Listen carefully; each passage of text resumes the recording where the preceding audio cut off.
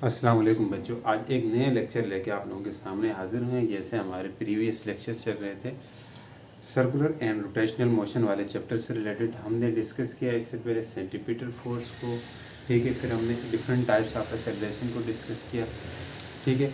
अभी हम डिस्कस करेंगे इसको सेंटीपीटल एक्सेलरेशन को। बट सेंटीपीटल एक्सेलरेशन जो है वो किस वजह से आता है और होता क्या है, इसके बारे में हमने पहले भी डिस्कस कर चुके हैं, लेकिन यहाँ में भी मैं आपको थोड़ा सा रिकेप दूंगा ताकि आपको आइडिया हो जाए। तो हम क्या पढ़ेंगे आज? सेंट्रीपिटल एक्सेलरेशन, ठीक है।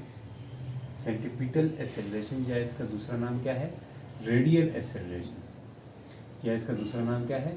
रेडियल एक्सेलरेशन, जिसको AC से रिप्रेजेंट करते हैं। जब हम रेडियल वाली केस लिखेंगे तो तब हम किससे करेंगे? AR से रिप्रेजेंट करेंगे, ठीक है। ये हमारे पास किस वजह से आता है centripetal acceleration? Centripetal acceleration change in velocity की वजह से आता है। जब वेलोसिटी में चेंज आता है, जब किस में चेंज आता है? Change in velocity, change in direction of velocity, change in the acceleration which produce due to change in direction of velocity, इसका centripetal acceleration. Change in direction of velocity, ठीक है, डायरेक्शन ऑफ वेलोसिटी। बट देखिएगा, जब circular motion हो रहा होता है, कौन सा मोशन? सर्कुलर मोशन हो रहा होता है, उस वक्त डायरेक्शन ही तो चेंज हो रही होती है, ठीक है। देखिएगा, अब ये कोई सर्कुलर मोशन हो रहा है, बिल्कुल हो रहा है, इसमें डायरेक्शन तो चेंज होती है डेफिनेटली। यहाँ पे आए देखें, यहाँ पे देखें तो डायरेक्शन इस तरह बाहर की तरफ है, यहाँ देखें ऊपर की तरफ, यहाँ पे देखें तो नीचे की तरफ, फिर इधर इस तरफ, ठीक है।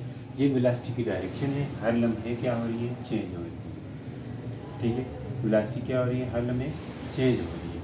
मान लें अगर यहाँ V1 है, ठीक है, यहाँ V2 है, वेलोसिटी यहाँ एक जगह पे V1 और दूसरी जगह पे V2 है, तो V1 और V2 एक ही चीज़ है। V1 और V2 जो है एक ही चीज़ है भाई, और ये सिर्फ और सिर्फ V के ऊपर है। V1 का मैग्नीट्यूड और V2 का मैग्नीट्यूड हम सेम रखेंगे। देखिएगा, सेंटीपिटल एक्सेलरेशन को हम पढ़ते वक्त, सेंटीपिटल बंद तो नहीं हुआ ना, ठीक है। सेंटीपिटल एक्सेलरेशन हम जब पढ़ेंगे तब हम जो मैग्नीट्यूड है उसको कांस्टेंट रखेंगे, क्योंकि मैग्नीट्यूड को कांस्टेंट नहीं रखते हैं तो तब हमारे पास एक और एक्सेलरेशन भी आ जाता है जिसे हम टेंजेंशियल एक्सेलरेशन कहते हैं। ये चीज़ें हम पहले डिस्कस कर चुके हैं, इसीलिए हम क्या करते हैं, सेंटीपिटल एक्सेलरेशन पढ़ते वक्त हम मैग्नीट्यूड को कांस्टेंट रखते हैं। यानी यहाँ V1 है, V2 है, V3, V4, सबका मैग्नीट्यूड हमारे पास सेम ही होगा बाय कीपिंग मैग्नीट्यूड कांस्टेंट। लेकिन यहाँ पे मैग्नीट्यूड दोनों का सेम है, V1 V2 जो भी हो सबका मैग्नीट्यूड V ही है, तो यहाँ पे हमने मैग्नीट्यूड V, मगर फिर भी वेलोसिटी चेंज होगी। मैग्नीट्यूड के कांस्टेंट रहने से फिर भी वेलोसिटी क्या होती है? चेंज होती है। वेलोसिटी चेंज होती है क्योंकि वेलोसिटी एक वेक्टर है। वेलोसिटी दो चीज़ों की वजह से चेंज होती है, नंबर एक मैग्नीट्यूड की वजह से होती है, नंबर टू किसकी वजह से? डायरेक्शन की वजह से चेंज होती है वेलोसिटी। तो यहाँ पे डायरेक्शन मैग्नीट्यूड तो क्या हो गया? ये तो कांस्टेंट हो गया, ठीक है। मैग्नीट्यूड कांस्टेंट है, डायरेक्शन तो चेंज हो रही है, तो उस डायरेक्शन की वजह से, चेंज होने की वजह से जो एक्सेलरेशन आता है उसे हम सेंट्रीपिटल एक्सेलरेशन कहते हैं। तो हम अब चलते हैं किसकी तरफ? डेरिवेशन की तरफ, ठीक है। सेंट्रीपिटल एक्सेलरेशन की, अब सेंट्रीपिटल एक्सेलरेशन किसके इक्वल होता है? V² divide by R। ये चीज़ आई कैसे, इसके ऊपर हम डिस्कस करेंगे, ठीक है। तो आइएगा, तो हम इसी तरह अपने लेक्चर्स को कंटिन्यू करेंगे, ठीक है। आप लोग देखते रहिएगा हमारे लेक्चर्स, मतलब पूरे, मतलब जो बंदा घर में बैठ के तैयारी करना चाहता है वो उसको पूरा मतलब मटेरियल हम प्रोवाइड करेंगे। मतलब शुरू का लेक्चर जो होगा उसमें बोर्ड लेवल की बातें होंगी, मतलब कंसेप्चुअल की बातें होंगी। उसके बाद हम कुछ न्यूमेरिकल्स, कुछ MCQs भी डिस्कस करेंगे, जिससे आपको बेहतर फ़ायदा होगा। जो आप किसी अच्छे एकेडमी में जाके ये चीज़ें मिलती हैं, जो यहाँ पे आपको फ्री में मिलेंगी ये चीज़ें, ठीक है। तो देखिएगा, तो उसी तरह आपके पास ये सर्कुलर मोशन हो रहा है, ठीक है, बड़ा ज़बरदस्त सर्कल बना है भाई, ठीक है, सर्कुलर मोशन है। तो यहाँ पे ये सेंटर है, सेंटर के अबाउट कोई पार्टिकल मूव कर रहा है, यहाँ पे आके इसकी वेलोसिटी कुछ इस तरह होगी, यहाँ पे इसकी वेलोसिटी इस तरह थी, ठीक है, या इस तरह करो, यहाँ हम इसको ऐसे रखते हैं, यहाँ पे आके इसकी वेलोसिटी क्या है? कुछ इस तरह है। यहाँ पे जो पॉइंट A पे जो वेलोसिटी थी, ये कहाँ पे आया? पॉइंट ए पे आया था तब वेलोसिटी क्या थी, v1 थी। ये पॉइंट ए इसको कह लें, किसको, यहाँ से गया है, ठीक है, थोड़ा डायग्राम में अंतर हो सकता है। ये ए से फिर ये बी तक गया, ठीक है, पॉइंट बी तक गया, मगर यहाँ पे v2 वेलोसिटी हो, यहाँ v1 यहाँ v2। तो ये टेंजेंशियल है वेलोसिटी। वेलोसिटी का कंपोनेंट क्या है, टेंजेंशियल है। जब टेंजेंशियल है तो इसके और इसके बीच में 90 डिग्री का एंगल होगा। यहाँ पे भी इन दोनों के बीच में कौन सा एंगल होगा, ये भी टेंजेंशियल है यार, टेंजेंशियल बनाओ ना, ये भी टेंजेंशियल, ये भी क्या है 90 डिग्री का एंगल, ठीक है। तो इन दोनों के बीच में क्या एंगल है, थीटा एंगल है, थीटा एंगल है। इन दोनों के बीच में भी क्या है, थीटा एंगल है। बात समझ आई कि नहीं है, इन दोनों के बीच में भी क्या है, एंगल थीटा है। जब इन दोनों के बीच में एंगल थीटा है तो इनके साथ जो टेंजेंशियल है उनके साथ कौन सा कितना एंगल है, 90 डिग्री का एंगल है, ठीक है। अब ये एक वेक्टर है वेलोसिटी, ये दूसरा वेक्टर है, इन दोनों वेक्टर्स को हम जोड़ेंगे, ठीक है, इन दोनों वेक्टर्स को हम जोड़ेंगे। ये मैं साइड पे लिखता हूँ, v1 का मैग्नीट्यूड v2 का मैग्नीट्यूड सेम है, और ये दोनों किसके इक्वल है, v के इक्वल है। ये बात हमने की थी। तो अब यहाँ पे मैं डेरिवेशन कर रहा हूँ क्या, कि जब देखिएगा v1 और v2 के बीच में एंगल क्या होगा, ये v1 है, फिर इसी तरह ये v2 है, इनके मैग्नीट्यूड हम सेम रखेंगे, मतलब जितना v1 इधर था इधर भी है, हमने कहा कोशिश की उतना ही रखें, ठीक है।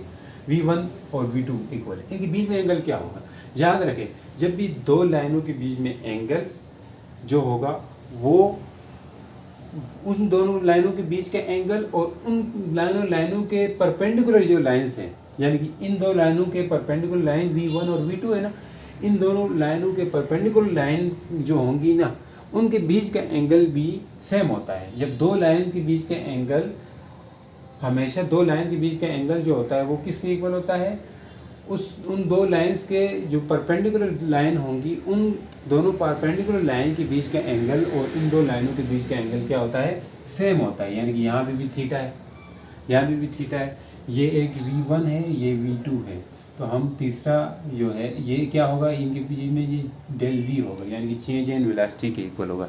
किसके इक्वल होगा, चेंज इन वेलोसिटी के इक्वल होगा, डेल v होगा। ये आया कैसे, ये डेल v, इसके ऊपर डिस्कस करते हैं।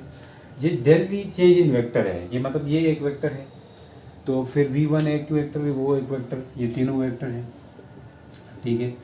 तो देखिएगा v2 थर्ड वेक्टर मानते हैं, तो अकॉर्डिंग टू ट्राइंगल लॉ हम क्या कहेंगे, अगर एक वेक्टर v1 है, एक वेक्टर v1 है और दूसरा वेक्टर डेल v है, क्या है, डेल v है, तो तीसरा वेक्टर ऐसा लेना है कि वो थर्ड साइड ऑफ ट्राइंगल बनाए।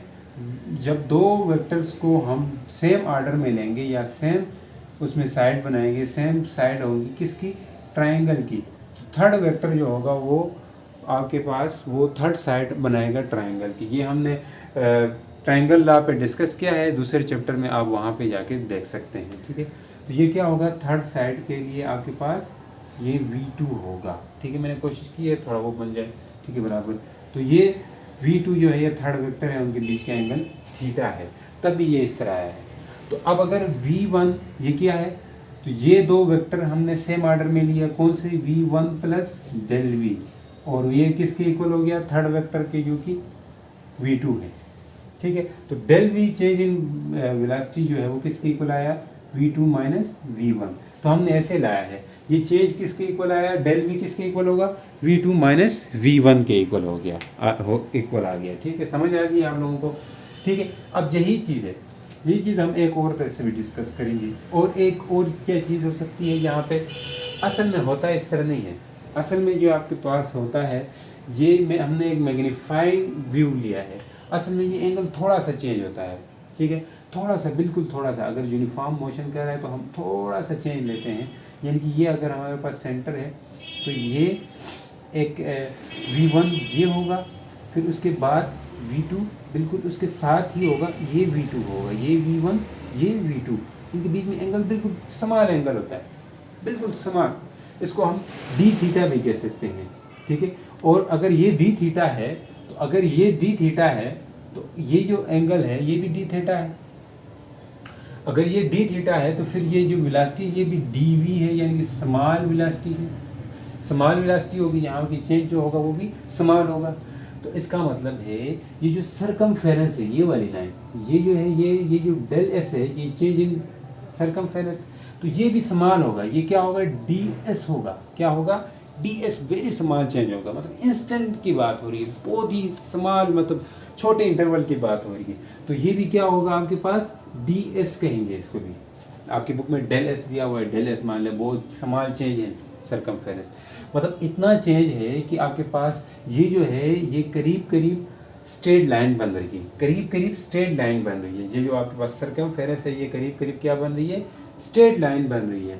तो अब हम कह सकते हैं कि ये एंगल और ये एंगल, तो यहाँ पे एक दूसरी ट्रायंगल भी बन जाएगी। अगर ये हमारे पास, आपके पास रेडियस r1 है, ये भी r1 है, यानी कि ये r है, r1 नहीं करेंगे, ये भी r है, ये भी r है, रेडियस है, तो एक और ट्रायंगल बनेगी। वो क्या बनेगी, क्योंकि ये एंगल और ये एंगल सेम है, यानी कि ये ट्रायंगल कैसी बनी थी, बाहर वाले v1 और v2 को वेक्टर्स को ऐड करके और डेल v करके हमने ये वाली ट्रायंगल बनाई है। एक और ट्रायंगल बना सकते हैं। वो ट्रायंगल किस बेस पे बना रहे हैं हम इस बेस पे बना रहे हैं क्योंकि हमने कहा हुआ है कि ये अंदर वाला एंगल, ये बाहर वाला एंगल सेम है।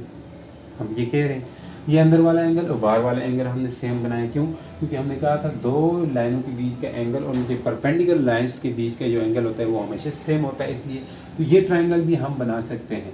मगर हम ऐसे ही बनाएंगे तो मगर एक जो एंगल होगा, इनके बीच का एंगल क्या होगा, डी थीटा या थीटा कहें या चेंज इन डेल थीटा कहें, जो कुछ कहते हो, ये डी थीटा कह देते हैं। जो चेंज इन एंगल है वो किसके इक्वल होगा, वो इक्वल होगा आर, और ये किसके इक्वल होगा, ये उसी तरह हमने एक ट्रायंगल हमारे पास बन जाएगी। वो क्या बनेगी, पहले हम ये वाले, ये होगा, ये डेल एस होगा या डी एस कहें या डेल एस कहेंगे, ठीक है, डेल एस। आपकी बुक में इसको डेल एस का हुआ है तो इधर भी डेल वी कह देते हैं, ठीक है, डेल एस नहीं होगा, इधर डेल वी होगा, सॉरी, ठीक है। तो डेल वी आ गया। अब आपके पास ये एंगल और ये एंगल सेम है, तो ये दोनों ट्रायंगल्स भी सिमिलर होंगी। क्या होंगी, सिमिलर होंगी। इस बात की समझ आ रही है आपको, सिमिलर कैसे हो सकती है। देखिए, अगर हमारे पास ये एंगल और ये एंगल हमने सेम रखा है, तो सेम रखो ना आप, इसको 30 डिग्री रखो, इसको 30, टोटल ट्रायंगल के अंदर जो एंगल होते हैं सम ऑफ 3 एंगल्स 180 डिग्री के इक्वल होते हैं, ठीक है। 30 ये हो गया, 30 का ये हो गया, ये 30 का, ये 30 का, ठीक है। तो बाकी 15, ठीक है, मतलब 75 जो 150 के ये दोनों हो जाएंगे। अगर आप इस तरह रखें, ये अगर 60 का है तो पीछे 180 में से 60 माइनस करेंगे तो 120, मतलब 60 का ये हो जाएगा, 60 का ये हो जाएगा। ये भी एक 60 का है तो यह 60 का ये, 60 का ये, यानी कि ये दोनों ट्रायंगल सिमिलर है। क्या है, सिमिलर है। जब सिमिलर हैं तो हम इनकी साइड्स को क्या कर सकते हैं, कंपेयर कर सकते हैं। इनकी साइड्स को क्या कर सकते हैं, कंपेयर कर सकते हैं। दोनों की साइड्स को कंपेयर करेंगे कैसे, जब ये सेम है तो हम लिखेंगे डी थीटा किसके इक्वल होगा, del S divide by r, इन दोनों की रेशो, ये इक्वल हो जाएगा किसके, डेल वी डिवाइड बाय किसके, v1 का हो या v2 का हो या कुछ भी कह लो, ठीक है, v1 के इक्वल होगा, ठीक है। ये समझ आई बात, del S divide by r, del v divide by v1, ये दोनों की रेशो यानी परपेंडिकुलर करके, तो del S divide by r और del v divide by v1 आ गया। अब हमने dt से डिवाइड करना है, मतलब टाइम में चेंज कर, तो दोनों तरफ हमने क्या करना है, dt से डेल t से डिवाइड करो यार, डेल t से हमने क्या किया, डिवाइड किया, डेल t से डिवाइड किया। तो del S divide by del T किसके इक्वल होता है, वेलोसिटी है, v के इक्वल होगा, तो ये v डिवाइड बाई r आ गया। Del v divide by del T ये एक्सेलरेशन आएगा और v1 आएगा। अब हमने पढ़ा है v1 हो चाहे v2 हो, दोनों का मैग्नीट्यूड सेम हो, ये दोनों v के इक्वल होंगे।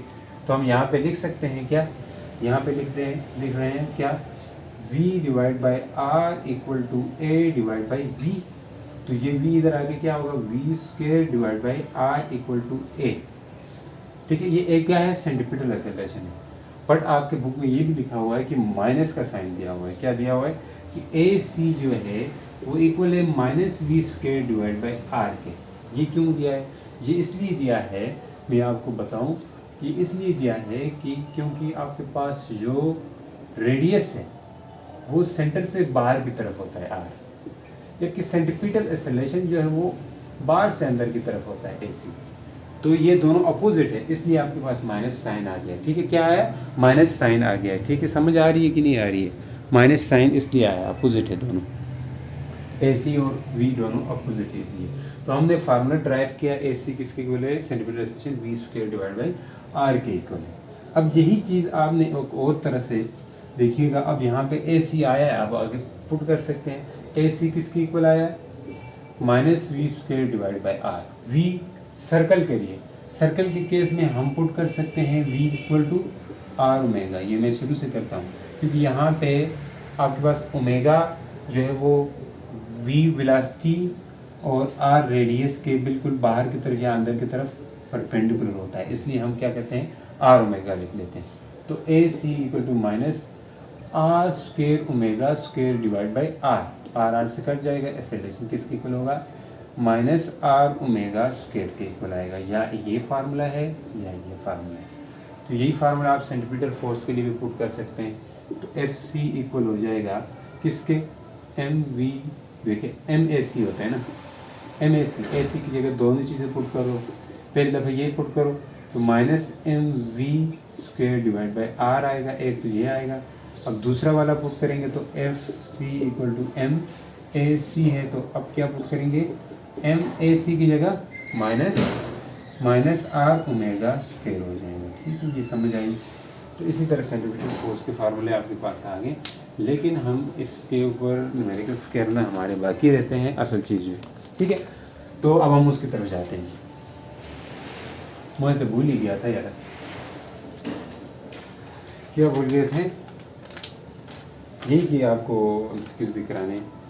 देखिए, a body moving in a circular path with constant speed has, a body moving in a circular path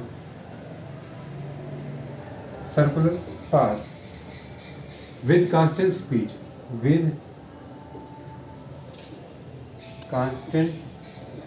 speed constant है, मतलब मैग्नीट्यूड फिक्स है, हैज, उसके पास क्या होगा, कांस्टेंट एक्सेलरेशन होगा। उसके पास जब स्पीड, अब सर्कुलर पाथ में मूव करे, उसके पास स्पीड क्या है, कांस्टेंट है, तो उसके पास क्या होगा, कांस्टेंट एक्सेलरेशन होगा। या बी पॉइंट है, कांस्टेंट रिटार्डेशन होगा,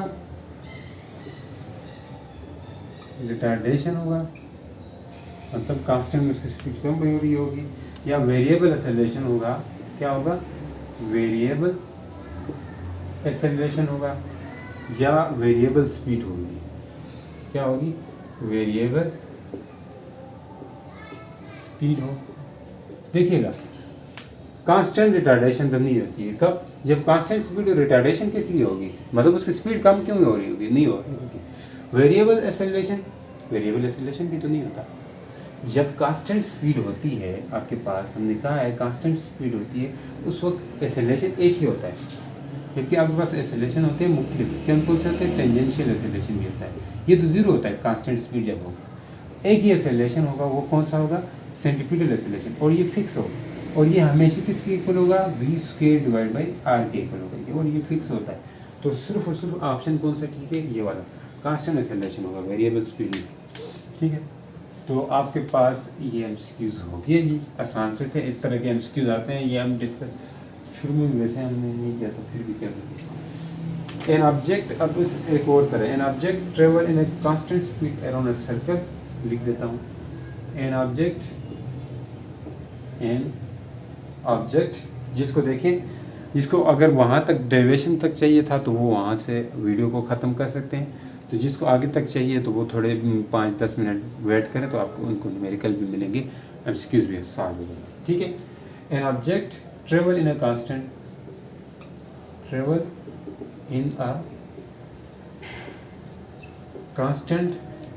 speed से एक ऑब्जेक्ट क्या कर रहा है, ट्रेवल करता है अराउंड अ सर्कल, एक सर्कल के गिरद, अराउंड अ सर्कल, एक सर्कल के गिरद, ऑफ रेडियस, जिसका रेडियस कितना है, जिसका रेडियस है 1 मीटर, और टाइम क्या है, 1 सेकंड में जा रहा है।